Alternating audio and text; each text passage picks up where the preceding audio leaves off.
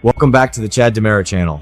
We have some explosive news to discuss, so grab a snack and settle in, because the DiMera family is about to face a reckoning that will shake the very foundation of the town. The word on the street is that the iconic legacy character Susan Banks is making her highly anticipated return to Salem this summer. Can you believe it? Stacy Hajduk is pulling double duty again, and the reason for Susan's return is absolutely chilling. Susan is having her classic signature premonitions, and she is picking up on some deeply disturbing, mean vibes regarding her precious Elvis. Susan senses that EJ DiMera is completely losing his humanity and is on the verge of fully transforming into his sinister father, Stefano DiMera. She is coming back to town to put a stop to it, refusing to let her son become the monster that Stefano was. But EJ is already defending his ruthless actions, claiming the DiMera family desperately needs a strong leader. But here is the kicker, and this is where the slow burn storytelling is really starting to pay off. EJ's dark shift did not just happen overnight. Fans have noticed a terrifying change in him ever since he slipped Stefano's infamous ring onto his finger. It is almost like that piece of jewelry is a cursed artifact, slowly poisoning his mind and stripping away whatever shreds of decency he had left. We are watching a psychological horror story unfold right in front of our eyes. EJ is no longer just a ruthless businessman. He is evolving into a cold-blooded tyrant.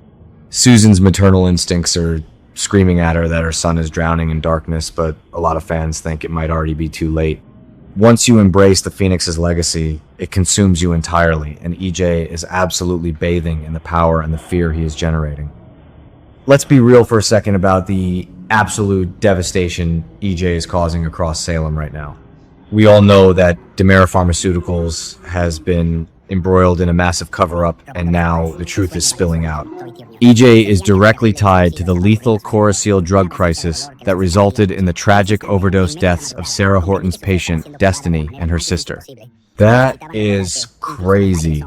EJ is literally letting people die to protect his bottom line and his twisted experiments. This is exactly the kind of monstrous, zero empathy behavior that Stefano used to orchestrate from his chessboard. EJ is treating human lives like collateral damage, and he is doing it with a smug grin on his face.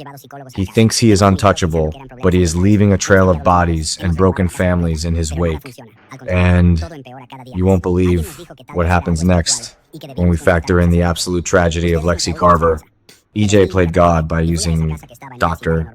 Rolf's highly experimental Versavix drug to resurrect his sister. But now, the cure is failing. Lexie is experiencing severe neurological symptoms, and the horrifying truth is that she is going to die all over again. EJ brought her back just to subject her, Abe, and Theo to the unbearable agony of losing her a second time. When Lexie inevitably heads back to the grave, the blame is going to land squarely on EJ's shoulders. Abe is already furious, and I cannot wait to see him unleash his full, righteous wrath on EJ. Playing God with people's souls is the ultimate Stefano move, and EJ is failing spectacularly at it, proving he lacks the calculated genius of his father. Now, I have to talk about my guy, Chad DiMera, because the contrast between these two brothers has never been more glaring. I think EJ claiming that the family needs a strong leader is a huge mistake and a massive insult to Chad. A lot of fans think EJ is the rightful heir, but I'm telling you, it's definitely Chad who holds the true power. Chad has always been the moral compass of the DiMera family.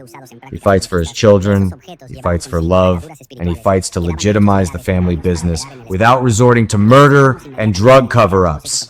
Chad is out here trying to protect his kids from the chaos, while EJ is actively creating the chaos.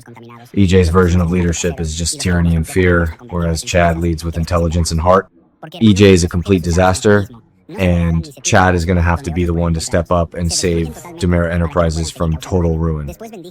What is crazy is how EJ is treating the rest of the villains in his orbit. You know, things are bad when the bad guys are terrified of you. EJ has been ruthlessly threatening Kristen DiMera, and while I passionately hate Kristen for what she has done to Brady, Marlena, and Abigail, seeing EJ turn on his own sister with such venom is shocking.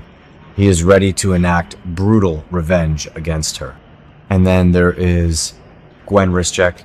Gwen is so terrified for her life that she is taking extreme paranoid precautions just in case EJ decides to wipe her off the map. When you have seasoned schemers like Kristen and Gwen shaking in their boots, you know the monster has truly been unleashed. EJ is isolating himself, ruling through absolute terror, and pushing away anyone who could potentially reel him back in. Let's connect this to the rich lore of Salem from 5 to 10 years ago, because this storyline is a masterclass in legacy character psychology.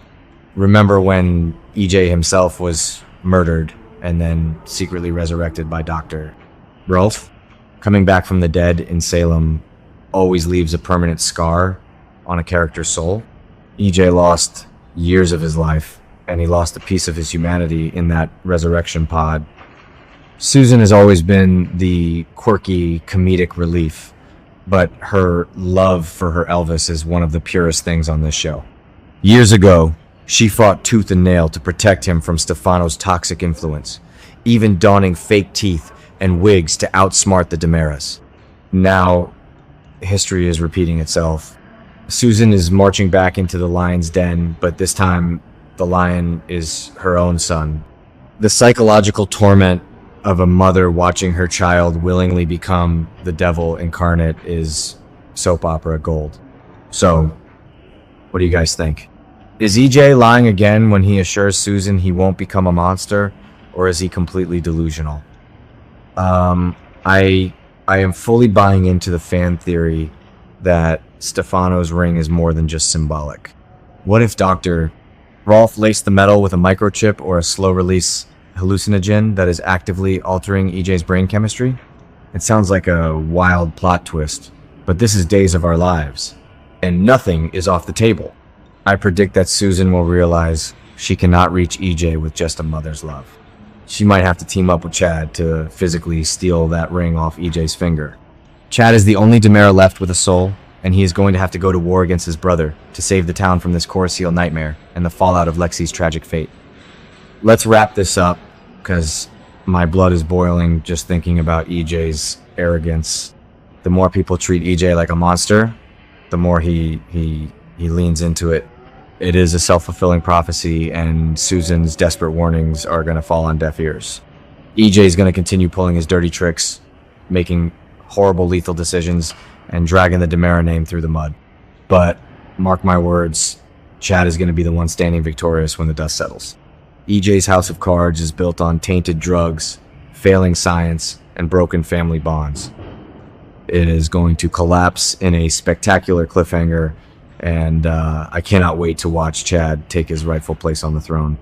Drop your thoughts in the comments, hit that like button, and stay tuned to the Chad DiMera channel for all your Salem updates.